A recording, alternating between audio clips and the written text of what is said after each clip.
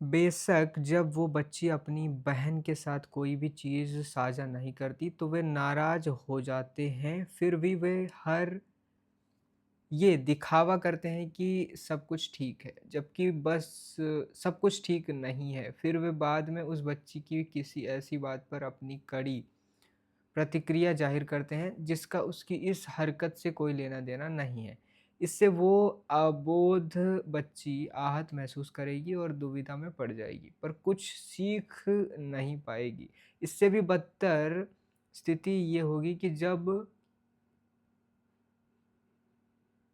वो दोस्त बनाने की कोशिश करेगी, तो उसे मुश्किलों का सामना करना पड़ेगा क्योंकि वो अन्य बच्चों में घुलती-मिलती नहीं है। ऐसा व्यवहार सामाजिक स्तर पर आवश्यक है। उसके हमउम्र बच्चे सहयोग करने की उसकी असमर्थता के चलते उसे नापसंद करने लगेंगे। फिर या तो वे उसके साथ झगड़ा करेंगे या फिर जाकर किसी और के साथ खेलने लगेंगे। उन बच्चों के माता-पिता इस बात इस बच्ची के अजीब रवैये और दुर्व्यवहार को देखकर उसे अपने बच्चों के साथ खेलने के लिए दोबारा नहीं बुलाएँगे। इससे वो बच्ची अकेलापन और ठुकराया हुआ महसूस करेगी, जिससे उसके अंदर व्यग्रता, असंतोष और अवसाद जैसे भाव पैदा होंगे। इन सब चीज़ों के चलते वो जीवन को बेहतरीन ढंग से जीने के बजाय उससे मुँह मोड़ लेगी, जो एक तरह से स्लीपिंग ब्यूटी की बेहोशी की इच्छा के समान है। जो माता-पिता अपने बच्चों को अनुशासित करने की ज़िम्मेदारी नहीं निभाते, वे सोचते हैं कि वे बच्चों से जुड़े संघर्षों से बच सकते हैं, जबकि वे संघर्ष बच्चों की सही परवरिश के लिए आवश्यक होते हैं। संक्षिप्त में कहें तो वे अपने बच्चे की नज़रों में अपनी छवि बिगाड़ने से बचते हैं, पर वे अपने बच्चों को भय और पीड़ा से बचाने की और उन्हें भावनात्मक सुरक्षा देने की ज़िम्मेदारी नहीं निभाते।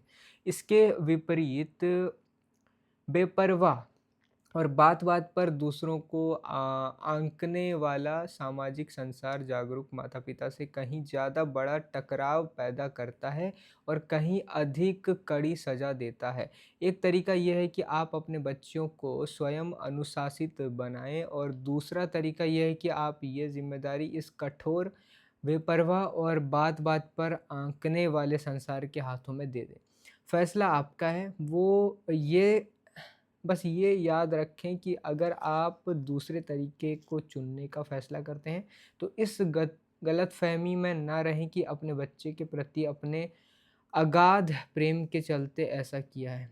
शायद आपको आपत्ति हो क्योंकि आधुनिक माता-पिता को अक्सर ये आपत्ति होती है कि आखिर एक बच्चे पर माता-पिता के मनमाने आदेशों का पालन करने का दबाव क्यों होना चाहिए?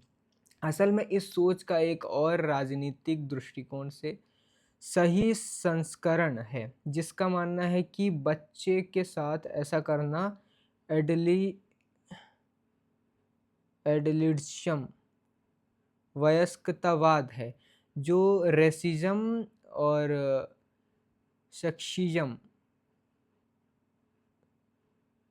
की तरह पूर्वाग्रह और उत्पीड़न का एक रूप है। वयस्क प्रभुत्व के सवाल का जवाब बहुत सावधानी से देने की ज़रूरत है। इसके लिए इस सवाल की संपूर्णता से जांच करनी ज़रूरी है। किसी आपत्ति के सामने आते ही उसे स्वीकार करने का अर्थ है एक हद तक उसे वैध मान लेना, जो कि उस स्थिति में खतरनाक साबित हो सकता है। जब सवाल के पीछे कोई गलत इरादा छिपा हो, चलिए इस बात को बारीकी से समझते हैं। सबसे पहली बात तो ये कि एक बच्चे के साथ ये सब होना ही क्यों चाहिए? जवाब आसान है, हर बच्चे को माता-पिता की बात सुननी चाहिए और बड़ों का कहा मानना चाहिए क्योंकि बड़े स्वयं भले ही पूर्णत श्रेष्ठ ना हो, पर बच्चे उन्हीं की देखभाल पर निर्भर होते हैं। इसलिए ये बच्चे के लिए ही बेहतर होगा कि वो ऐसा व्यवहार करे जो उसे माता-पिता का सच्चा प्रेम और सद्भावना दिलाए। इससे बेहतर स्थिति की कल्पना भी की जा सकती है।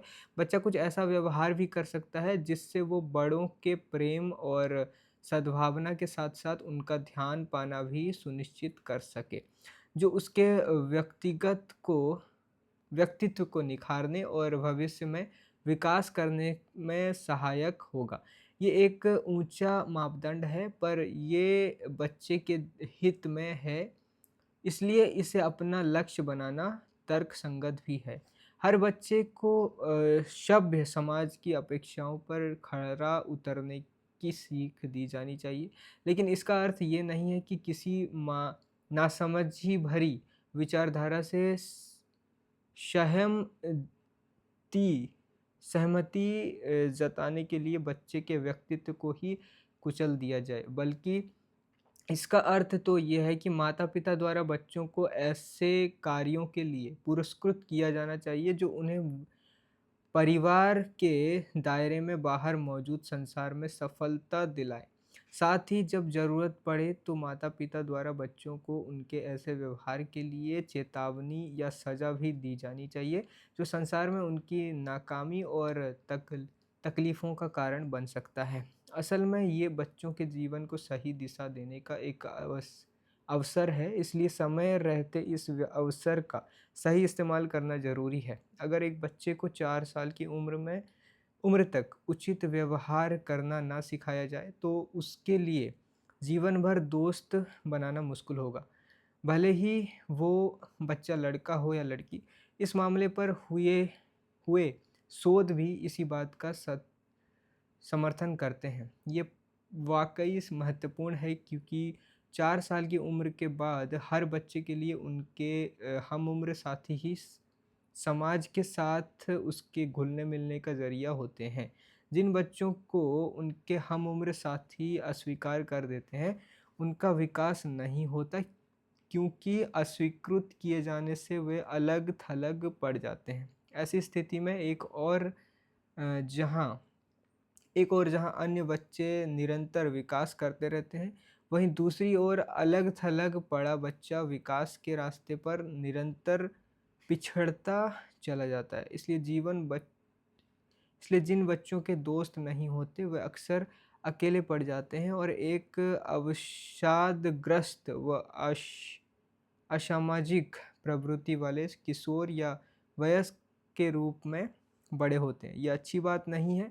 हमें भले ही इस बात का पूरा अश एहसास ना हो, पर सच यही है कि हमारी मानसिक स्थिरता और विवेक दरअसल कुछ और नहीं, बल्कि अपने समाज और संसार के लोगों के साथ हमारे घुलने-मिलने का परिणाम होता है। हमें लगातार ये याद दिलाया जाना चाहिए कि हमें हमेशा उचित ढंग से सोचना और व्यवहार करना है। जब भी हम इस रास्ते से भटकते हैं,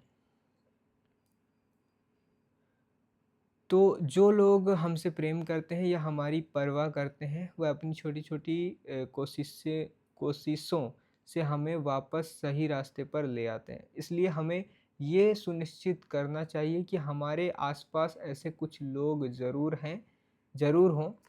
पिछले सवाल पर वापस जाएँ, तो ऐसा भी नहीं है कि वयस्कों द्वारा दी गई हर सीख उनकी मनमानी ही होती है, क्योंकि ऐसा सिर्फ़ एक निष्क्रिय अधिनायकवादी समाज में ही संभव है। पर सभ्य और खुले नज़रिए वाले समाज में बहुसंख्यक लोग उन सामाजिक नियम कायदे का पालन करते हैं, जिनका मकसद सभी का पारस्परिक विकास या कम से कम बिना हिंसक हुए एक दूसरे के साथ जीवन व्यतीत करना होता है। तयशुदा नियम कायदे वाली ऐसी व्यवस्था जो सिर्फ़ इतना भर सुनिश्चित कर पाती हो कि लोग बिना हिंसक हुए एक दूसरे के साथ रह सकें, उसे भी तानाशाही व्यवस्था का नाम नहीं दिया जा सकता। अगर कोई समाज या समुदाय उत्पादक प्रवृत्तियों और सामाजिक रूप से स्वीकृत व्यवहार को पुरस्कृत नहीं करता। Okay, time over.